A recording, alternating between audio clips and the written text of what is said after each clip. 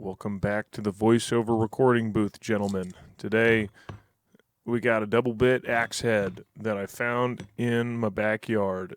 Um, as you can see, it's in rough condition. I've lived in this house for 3 years, been in the backyard many times, never seen this thing before. So she's been sitting back there for a while. I've never done this before, so obviously, first thing I'm going to do is jump to the old wire brush and knock some dirt off. Found some markings. Was able to backtrack, use those markings, figured out where it was made and stuff, and turns out it's a true temper from like 1960 or like the 60s area there. Uh, and they fetch a pretty decent price online, so I'm pretty stoked about that. But as you can tell, this thing is in a real bad way. So here's my little journey turning this thing from uh, dirt into steel again. My first attempt obviously didn't work, so I busted out the ultrasonic to see how well this thing will clean a big ass axe head. So, for those of you that don't know, ultrasonic cleaners are pretty badass. They use ultrasonic sound waves to generate micro bubbles on the surface of the metal that you're trying to clean, and acts as like a scrubber there. So I figured this would be perfect, but it turns out I think this double bit axe head might be a little too big for this ultrasonic cleaner, like just mass of material wise, because it didn't really get the job done how I wanted it to. It didn't really make the rust disappear. So lesson learned there. Still not awesome. Yeah, as you can hear from my disappointment there, bust out the big guns, dude. Wire wheel on the old grinder. Let's get busy.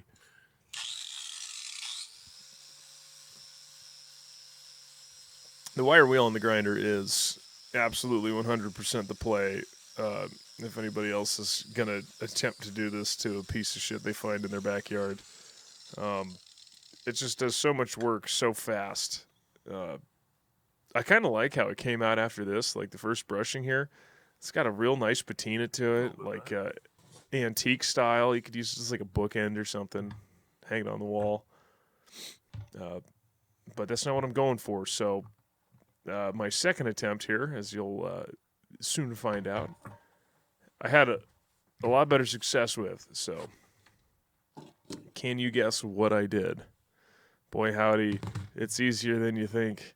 It's acid. Yep, white vinegar, dude. White vinegar and steel equals eating rust or creating rust. So using white vinegar to eat rust off of a steel object is a great idea. I've done this with many gas tanks that had rust in them and stuff. You put vinegar in there with some like steel BBs or something. The only problem is it's a time thing. You got to let this stuff sit in there. So I let it sit overnight. As you can tell by the brown water there, obviously doing something. Still doesn't look as good as I wanted it to here, but we're on the right track here. So scrub her up. I think I hit it with the wire wheel again here pretty soon. So hit it with the wire wheel. Still wasn't satisfied, so I'm gonna let it sit overnight again in the vinegar here. So day 2 of white vinegar treatment is doing a lot better. You can actually see like the difference in the color of like where they originally. I don't know if like it's a blade tempering or just like a coating or something that they did, but like the center of the axe head is silver and the edges are like blued almost, like a like maybe heat treatment or maybe they blued the edges on these things. Would make sense, they do cut into trees and sap probably is pretty corrosive. So if you use white vinegar to do this, you have to deactivate it. So that's what this baking soda is about. You put the baking soda in some. This is just water. You got to mix it up real good, and you got to deactivate all the vinegar because it's an acid, and like metal's porous, so the acid's staying in there. And if you don't like quell it, it will just continue to eat whatever you put in it until it's gone. So Baking soda is how I did this. I've done this. You got to do this with like gas tanks too. If you fill a gas tank with vinegar, you got to throw a bunch of baking soda in there with some water and really give it a good shakedown, or else you're going to have the same problem a lot sooner, and you're going to hate life if you don't deactivate the vinegar. So look at that, dude. That's pretty shiny, man, considering where it came from. All right, next thing I got to address is these horrible chipped edges on this double bit. I mean, they're totally roached. I had a fire buddy over for this, and he just told me to throw this thing in the garbage can. He's like, dude, it's toast. But I was reluctant and decided I'd reshape the axe head, try and save as much of the profile as I could here. Obviously, I had to get rid of some material there, but I was actually surprised with how little I actually had to grind on this axe head to get it, with a decent shape at least. And then, of course, throwing a new edge profile on it, just eyeballing it, nothing special. I have no idea what I'm doing here, really, as you'll see in a little bit. But, man, benchtop grinders, power tools are awesome, dude. Hand tools, like, you could do it with hand tools. It would just suck. Oh, boy, I'm about to piss a lot of you guys off here.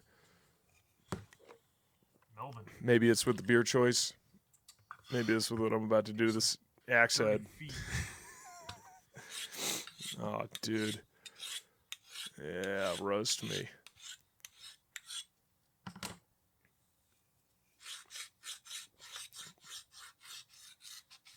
I'm sure there are some people just screaming in the comments right now. Yeah, you bet you, dude. Look at that. That looks so dumb. That's a little bit better. A little bit better technique. The technique evolved, you know. I'd never sharpened an axe head before, so I figured it was kind of like a knife, but instead of trying to run the tool head up the sharpener, I'd just bring the sharpener to the tool head. I got it, like, pretty sharp. It's definitely not a razor. Couldn't shave my arms with it or nothing crazy like that, but it would, it chops wood. It'll chop some wood.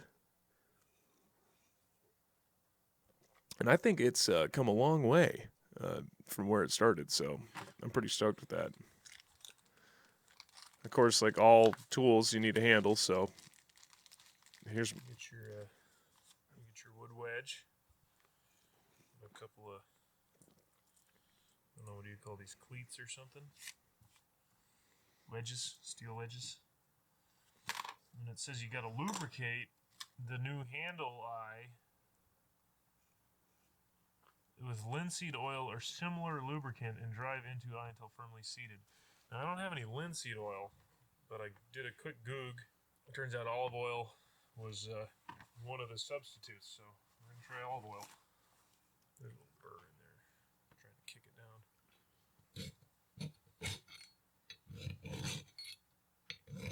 Sure, the same people that were yelling at me for how I was sharpening the blades are yelling at me again for how I'm using the file.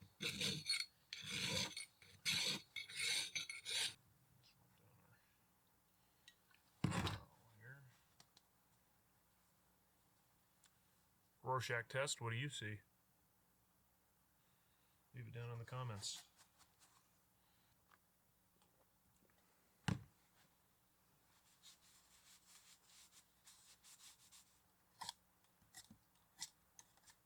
Alright, moment of truth.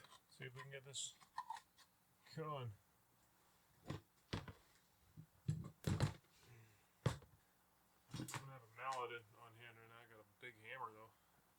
Then they whack the.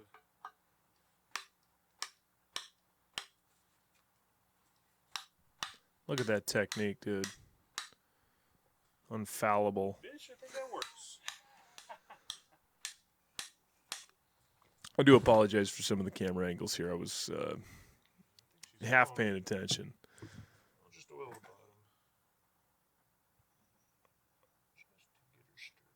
And here's another hindsight: is I whacked this wedge in, but I didn't use anything to drive it further into the handle head. I just did it until it was flush with the top of the wood here. And oh, dude, that looks like you're gonna cut yourself. Boy, howdy.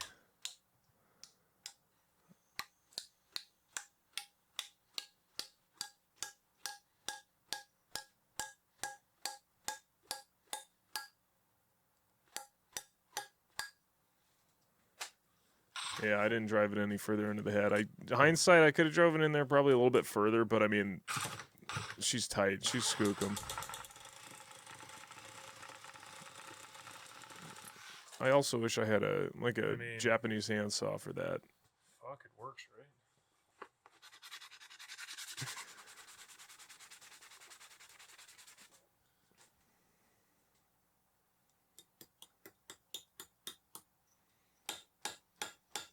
That's not a precocious position at all. One.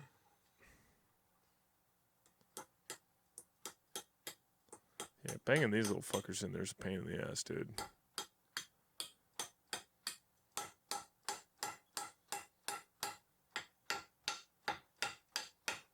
Little peen action there. Woo, you thought you were going to get a show there. Look, got all my digits still.